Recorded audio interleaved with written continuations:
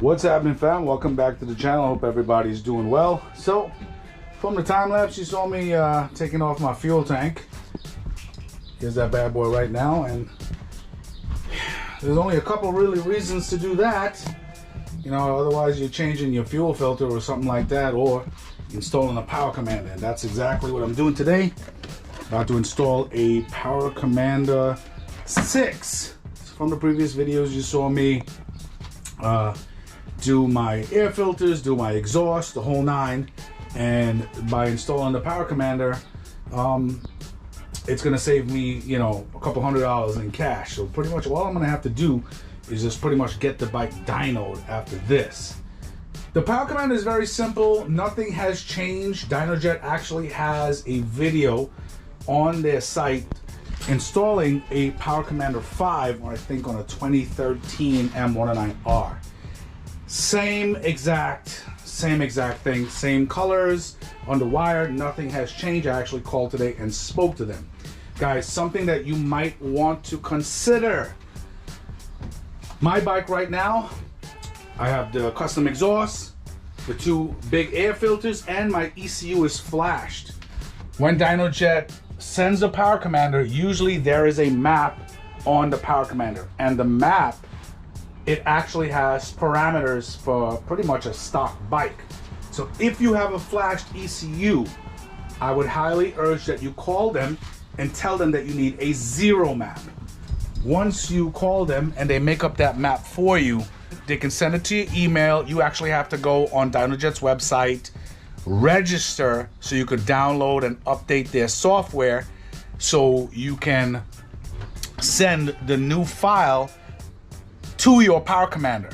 And the Power Commander can only hold one file at a time, which means when you send a zero map to your Power Commander from your computer, it will eliminate the other map that's already on there, because you don't want a Power Commander tied into your system that actually has a stock map, because now that and the ECU is going to be fighting. You don't want that.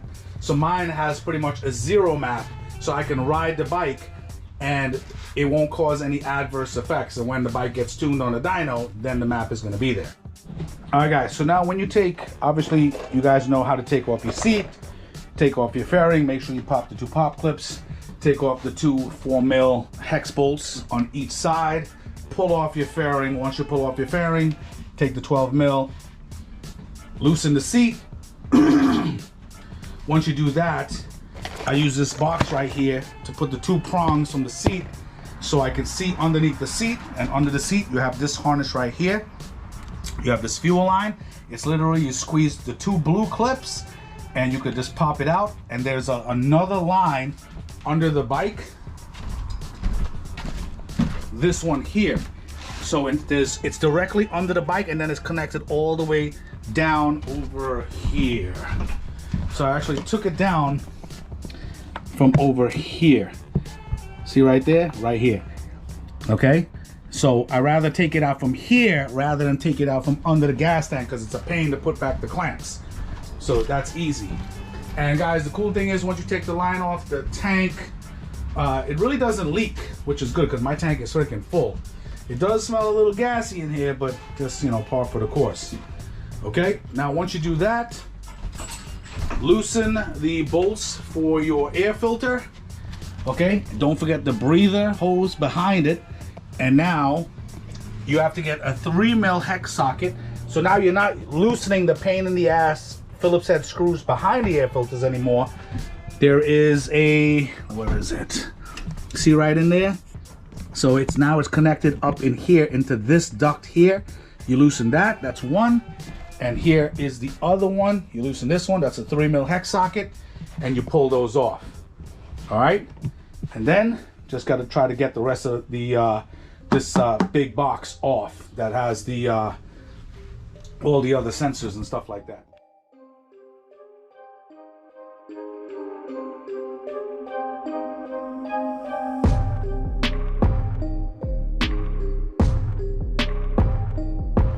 Alright guys, so what I'm going to do, I'm going to try to be as creative as possible without removing this entire box, and I'm pretty sure it can be done. And if I can do it with my freaking gigantic hands, you can do it. Might just have to take off your watch. So right here, that's the rear injector right here, okay? And over here, that's the front injector. Now I happened to get the harness off of the front injector, which was a little bit of a pain in the butt, but it works. And then we're gonna have this throttle position sensor right here. That's all we need. And pretty much that's it. So let me, I'll tell you which colors go to which. Well, they put it in a way where they made the harness so freaking short that I can't extend it over. So I'm guessing I do have to take off this damn plenum. So I loosened up this hose. I took off this sensor right here, this one right here. I'm loosening up this one now. Trying to just pull this one off right here. And should be able to, and I loosened up two, let me see, yeah, this should come off. Oh, the sensor right here. My God, dude, it's like crazy. All right, guys, so I got the plenum up without pulling out every single hose, but I'm pretty much basically right there.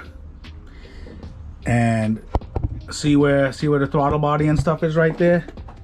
You have to be very, very careful, you know, where you're running these wires, because you don't want that like interrupting the flap for the throttle and all of that other stuff, you know what I'm saying?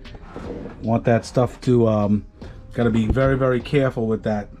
So what I'm gonna do is I am going to connect this. So this is the rear one right over here.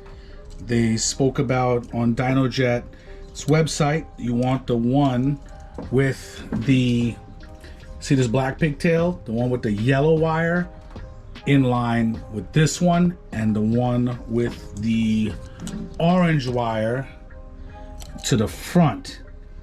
All right, so I'm gonna connect it and try to zip tie this up as neat as possible. I'm probably gonna zip tie it on that rubber line with the zip tie right there, just so it's out of the way. So again, this is the rear injector. I'm gonna plug this one in here.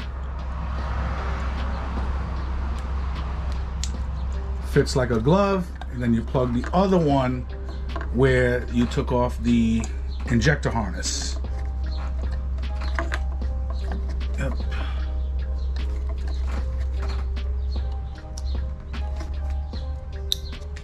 Okay, so that works.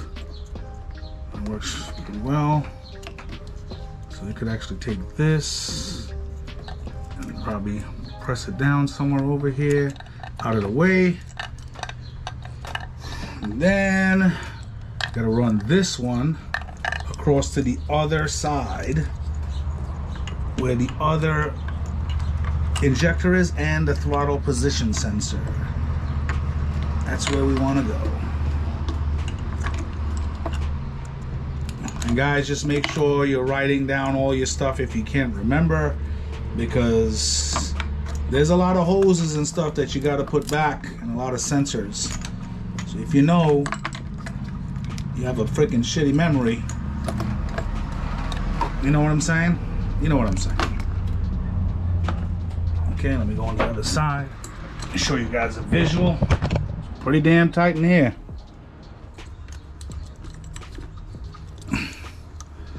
Try to connect this black one first. Click. Now the gray. There we go. Oh. Okay. And now guys, the throttle position sensor, the one that you want to connect these black connectors to, is this one here, the gray one with the gray connector, not this one. A lot of people get it confused. This is the one right here.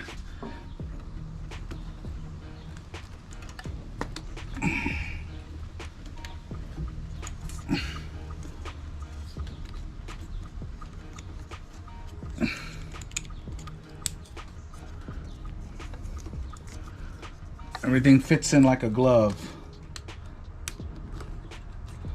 Boom. All right, guys.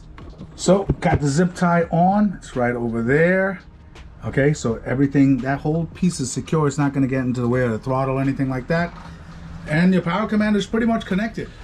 All right, guys. So I've been fighting for a while and I just got it.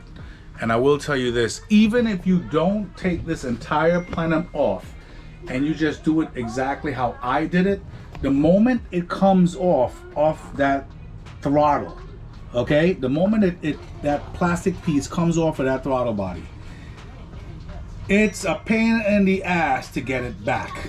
It is freaking ridiculous. The wiring, all my wires is good. Nothing it's getting squeezed or anything like that. And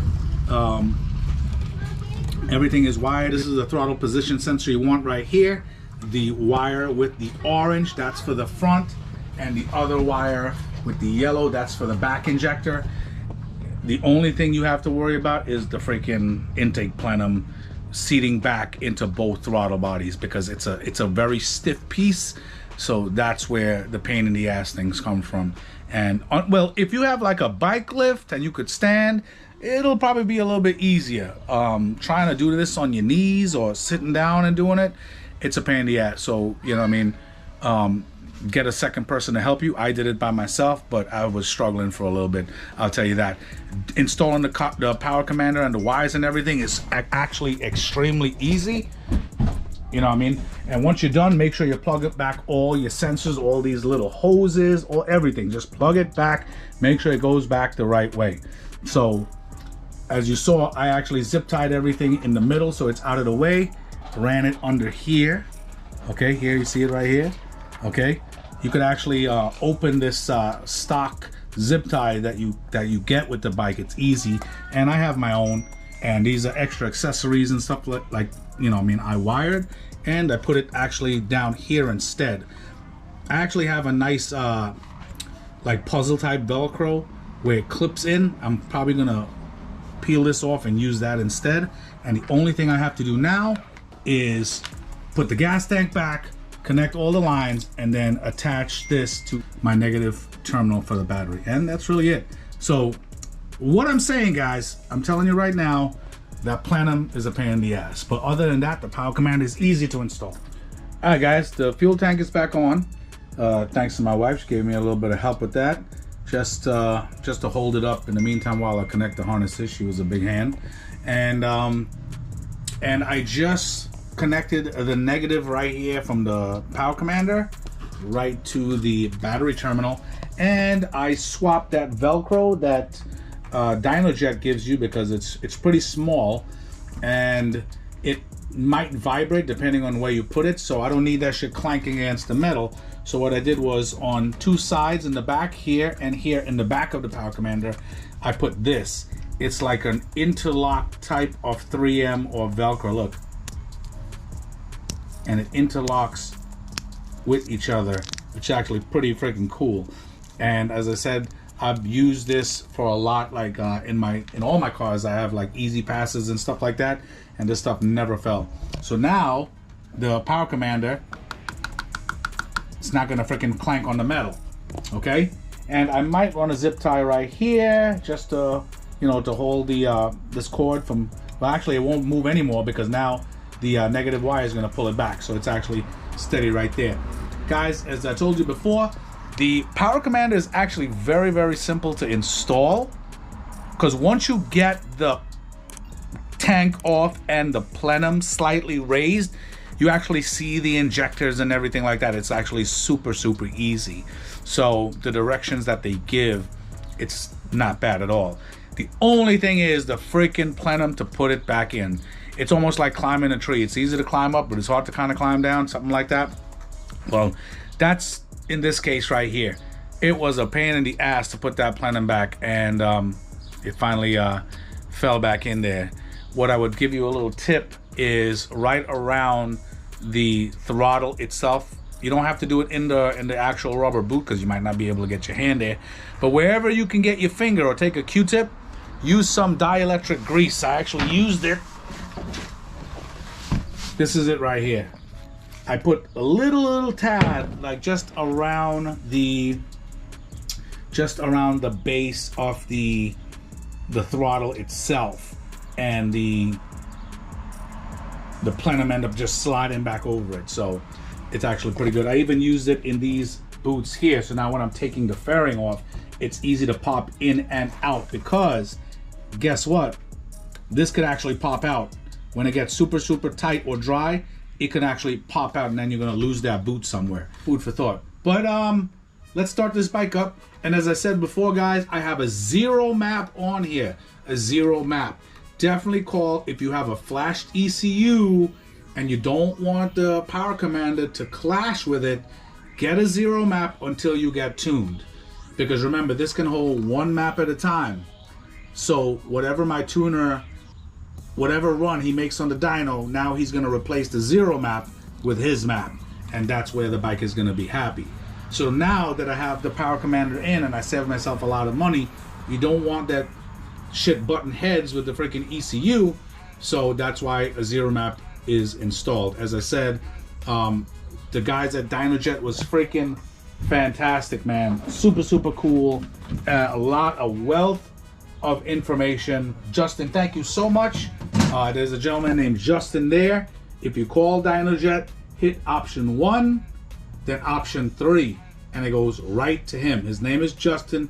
The guy is freaking cool. Wealth of information, and helped me out greatly with sending me the map on my email with the directions to install it and so forth. So let's start this bike up, and first start, see if it starts up. All right, guys, so first starts, if you have your run switch on and you turn the key, you should see some stuff going on. Let's give this boy a first start.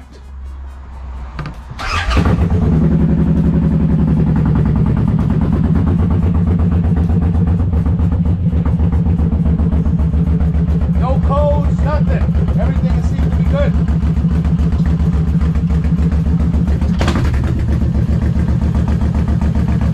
Nice. All right. Sounds good. I'm gonna take it for a little ride later. But guys, definitely like, subscribe, comment. Let me know what you think. And as I said, guys, the actual power commander itself, it's really not hard to install. It's a little bit labor intensive, but that's it. So what's up, people? Just got to Powerhouse Motorcycles in North Babylon, and yesterday I didn't get to make the first of the video because everything happened so fast. Frank from Powerhouse called me. He was like, Luke, bring the bike, because he's having a procedure done on Monday, so he's trying to clear everything up as fast as possible. So yesterday was Wednesday, today is Thursday. He called me and he was like, Luke, your bike is finished. Now the reason why I didn't have time to record yesterday is because I had my 2 boys, had to get them in the truck, make sure strap the bike down, just everything was in a rush. So got the bike here, and he actually came in early, like 8 o'clock this morning, which is pretty much 2 hours before they opened, just to dyno my bike, because he's trying to clear up pretty much all of his work before he has surgery. And he was like, he calls me, he's like, Luke, a couple comments. So I'm thinking it's going to be something bad. He was like, dude, first of all, your bike is finished. Second of all, he's like, this is the wildest 109 I've ever ridden to date. He's like, this thing is a freaking monster, especially in second gear. So there's a lot of experience going into this. I actually saw him riding a freaking Jigsaw yesterday, and it was freaking crazy. I thought it was some young guy riding it. So, hey, how you doing, Larry? So pretty much Frank is going to be out soon, and he said the bike actually, because I installed the dual air filters, the custom exhaust, and the ECU was flashed, the bike started off at, I think, like 111 horsepower at the wheels. You know what I mean? Remember, the bike says it comes with like 120 something. You can't go by that, you know what I'm saying? You have to go by the wheel horsepower, and that's how anybody who knows about horsepower knows that. You know, you understand? Because when a bike or a car, when they give you a horsepower number from the factory, they're not counting drivetrain loss to the wheel, if you get what I'm saying. So he said your bike started off at 111 at the wheels, just with those modifications before the Power Commander 6 tune. And Larry was just telling me, he said the more he did pulls with the bike and tuned it, he said the better it even sounded. But Frank was like, dude, that bike is a freaking beast, especially in second gear. He said it pulls so hard. The torque is super hard, especially in second. I said, yeah, I know, man, that torque comes on early too. So I'm glad everything went well. Definitely check out Powerhouse Motorcycles if you're in New York. It's a lot of experience here. You can see this Hayabusa right here, that blue and silver. It's freaking a turbo Busa. That's Frank's personal bike. So as I told you yesterday, I saw this guy riding his bike with a helmet on. I'm like, who's this young guy flying with this bike, testing it out, turning? Guess what? It was Frank. Frank is like 60. The guy is freaking riding bikes forever. Hey, Frank, how you doing? Yeah, you know which bike it is? Yes, I do. Be careful, it's fast. Okay. So like I said, it's a little hassle sometimes when somebody brings a bike in with a pipe on it already. You know, it's always going to make more horsepower than it did with the stock bikes anyway. For the, you know. I like this. Yeah, that's fold this video. Give me this one. So. That thing sounds so gorgeous. All right, so this is what the bike made, you know, with the ECU flash and your pipe. So basically it was making 111.7 at 6.3, here's the peak horsepower. So if you're paying attention, I mean, what you really want to do is you want to, if you're racing, you want to shift a little over 6. You don't want to rev it to 75 because the horsepower's going down. Right. This is your That's where the peak, point. that's where, yeah. That's where you shift. And you try to roll on the peak torque, which is 112 at 4.3. This didn't change at all. See that peak torque right there? Yeah. This did not change at all. I went to 2, which I wasn't surprised. It's basically a pipe thing. Okay. And, all right, so after I was done with everything, now this just goes to show you that all we improved over and above the ECU flash was the fuel map. We went and made a more precise fuel map, and it always makes a difference. Oh, I see that curve. Nice and smooth. Look at this, 117, 6.5, a little bit higher, 6.5. Torque stayed the same, okay? So in order for you to see what the hell's going on, this is the new horsepower over the old horsepower. All right, so this is the new horsepower over the old horsepower. Look at this up here. I know, that line is... This is nice. Now, here's the new torque over the old torque. Now you can see that we pretty much gained everywhere, except we kissed here, and we lost a little bit here. That's okay, it's still up to 6, you still got more torque. This is what I felt when it hit second gear. Man. This fucking thing is just, look at this. Yeah, that's a nice bump. And then, everything you're seeing here all on one page just to confuse you. Okay? But this is yours. I like this. That looks pretty damn good. While I was recording, I was like, the issue a lot of people don't understand is when they say, oh, these bikes come with 128 horsepower or whatever, I said they don't account for drivetrain loss. Exactly. Frank, and a drive shaft is even worse. I mean, you're going to how much horsepower you lose, you know, to the tire. Right. So, I mean, I can safely say, if this was 100, we made 117 to the tire, you easily made 150 at the crank. Absolutely. I will tell you that with a drive shaft, and that's what I'm feeling on this fucking bike. This bike feels nice. You scared me this morning. You were like, I got a couple comments. Yeah. Well, you know, when I see something different, it just wasn't your run-of-the-mill 109. It just wasn't. I'm happy. Fucking obnoxious as hell, popping and fucking all kinds of shit, and I'm like, this is fun. This is really good. Nah, I'm happy to hear it. Blast up the block and hit second. It was like, oh, I was like, what the fuck, man? This thing fucking pulls. Really, really surprised me. Nah, I'm happy. So do me a favor, put about 100 miles on the bike. If you like what I did, please tell your friends that ride. Absolutely, dude. It's gonna be on YouTube. Don't worry about it. Something that you don't like, you know, please tell me so that I can deal with it. Should be great. Should be great now. Frank, thank you so much, man. Right. Good morning, fam. So it is pretty much the next day since I got the tune from Powerhouse Motorcycles from Frank, and I wanted to do something yesterday, but we got back late and I had a whole bunch of other things to do with my kids, so I couldn't. But I wanted to make this morning, so at least, and talk about a couple of things as well. So before I show you guys the dynograph, I wanted to say this is not anything bad to say about the person I'm about to speak of, but I want to talk about Chris Moore.